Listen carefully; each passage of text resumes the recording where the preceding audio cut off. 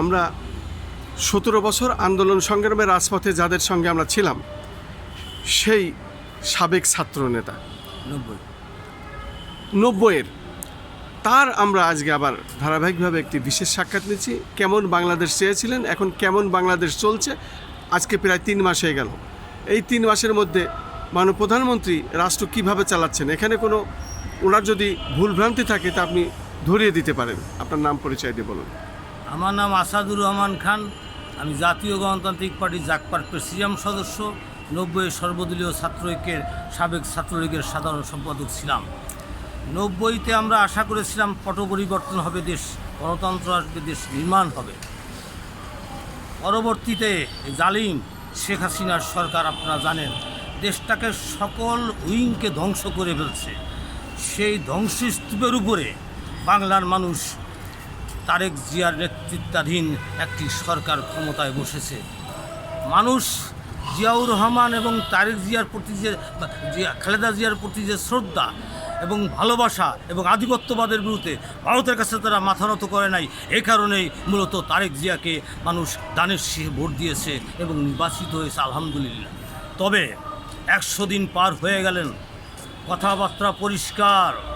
এই 100 দিনের মধ্যে আবার পার্লামেন্ট বসতেছেন আপনি, এই পার্লামেন্টে সিদ্ধান্ত নেন যারা হাজারো হাজারো কোটি টাকা লুটপাট করে বাইরে অবস্থান করতেছে তাদেরকে ইন্টারপোলের মাধ্যমে দিয়ে এদেরকে ধরে নিয়ে আসেন এবং কারাগারে নিক্ষেপ করেন এবং এই সম্পদ বাংলার জাতীয় সম্পদে রূপান্তরিত হবে এবং এই জাতীয় সম্পদ দিয়েই এই বাংলাদেশ নতুন বাংলা নির্মাণ করার আমি আহ্বান জানাই। আর আপনি যদি আপনার দেশ পরিচালনার ক্ষেত্রে যদি কোনো ভালো কাজ করলে আমরা ভালো বলবো, আর আপনি যদি কালা কাজ করে আমরা কালা বলবো। আমরা এই জাতিটাকে নতুনভাবে নির্মাণ করার জন্য 18 বছর আমরা বুঝি, 18 বছর সকল উইংকে ধ্বংস করে ফেলছে। আমরা বাংলাদেশের বিনিয়োগ আসলেই বিনিয়োগ আসার জন্য বিভিন্ন কোরিয়া, চায়না, বিভিন্ন দেশ আমাদের কাছে ইনভেস্ট করতে চায়, দেশ নির্মাণের জন্য সহযোগিতা করতে চায়। তাদেরকে নিয়ে আসেন, আমাদেরকে আপনার বেছে গুছে আপনার বিভিন্ন লোক দিয়ে খবর নেন, যারা আমলা আছে, এখনও ভালো কিছু আমলা আছে, তাদের খুঁজে খুঁজে বেশি আপনি চেয়ারে বসেন, আর শয়তানদেরকে প্রয়োজন বোধে বের করে দেন, তাদের চাকরি থেকে বিচ্যুতি করে দেন, এই আহ্বান রাখি। আরেকটি কথা বলে আমি শেষ করছি, সেটি হলো প্রধানমন্ত্রী, আপনার অনুরোধ করে বলবো, ইসলামী ব্যাংক বাংলাদেশের লক্ষ লক্ষ মানুষের টাকা জমা দিয়েছে। এই ইসলামী ব্যাংকের উপর যে আত্মবিশ্বাস ছিল, এসএমকে অবিলম্বে ইন্টারপোলের মাধ্যমে গ্রেপ্তার করে এদেশে নিয়ে আসেন এবং এই জাতীয় সম্পদ বৃদ্ধি করে বাংলাদেশের বেকার, দরিদ্র, অসহায় মানুষের পাশে দাঁড়ান এবং যারা এই 18 বছরে যারা যে সমস্ত ত্যাগী লোকেরা নেতৃত্ব দিয়েছে, জেল খাটছে, গুম হয়েছে, তাদেরকে স্বদেশ সেবক হিসাবে আপনার পাশে দাঁড়িয়ে কাজ করবে, সেই আকাঙ্ক্ষা অনেক দেশপ্রেমিক নেতারা লালন করে, তাকে খুঁজে খুঁজে তাদেরকে দায়িত্ব দেন এবং দেশ নির্মাণ করেন। আসসালামু আলাইকুম। শুধু দর্শক, আমরা 90-এর সেই সাবেক নেতা আছার সাহেবের সাথে আমরা কিছু কথা বললাম। মূলত আমরা 17টি বছর আন্দোলন সংগ্রাম করেছি, রাজপথে আমরা ছিলাম। অতএব আমরা চাই দেশের মঙ্গল, এই জাতির মঙ্গল।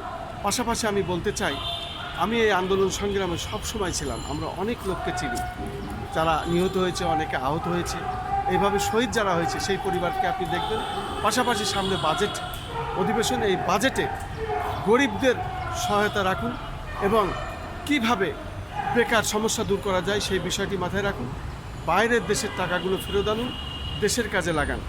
সেই সাথে আরেকটি কথা বিশেষভাবে আমি বলতে চাই, সেটি হলো আপনি যেভাবে দেশ চালাচ্ছেন সঠিক আছে, তবে কিছু লোক আপনার পাশে যারা আমলা, তারা আপনাকে ভ্রান্ত পথে ধাবিত করছে। এই থেকে আপনি দূরে থাকুন, সঠিক পথে আসুন এবং সঠিক নিয়মেই আপনি দেশ চালাচ্ছেন, এইভাবে আমরা দেখতে চাই আগামী রাষ্ট্র গণতান্ত্রিক পন্থায় এগিয়ে আসবে।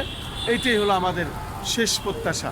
আমি খন্দকার মাসুদুজ্জামান, ধারাবাহিকভাবে আমি আপনাকে এইভাবে জানিয়ে যাচ্ছি এবং জানাই যাচ্ছি। পাশাপাশি আমি আরেকটি কথা শেষে বলতে চাই, আপনার এই নির্বাচনের জাতীয় সংসদ নির্বাচনে 17 আসনে আমি প্রায় 15-20 দিন ওখানে গিয়েছি, নির্বাচনে অংশগ্রহণ করেছি। সেখান থেকে ফিরে এসে আবার ঢাকা 8 আসনে মির্জা আব্বাস সাহেবের নির্বাচনে অংশগ্রহণ করেছি। এখানে বেশিরভাগ সময় আমাদের থাকা লাগছে পুরা নির্বাচন এলাকাটায়। সেই সাথে আমি যেহেতু পুরান ঢাকায় থাকি, ওই এলাকায় ঢাকা 7 আসনের হামিদুর রহমান হামিদ ভার নির্বাচনে সারাক্ষণ আমার দিন রাত 24 ঘন্টায় থাকতে হয়েছে, কাজ করতে হয়েছে।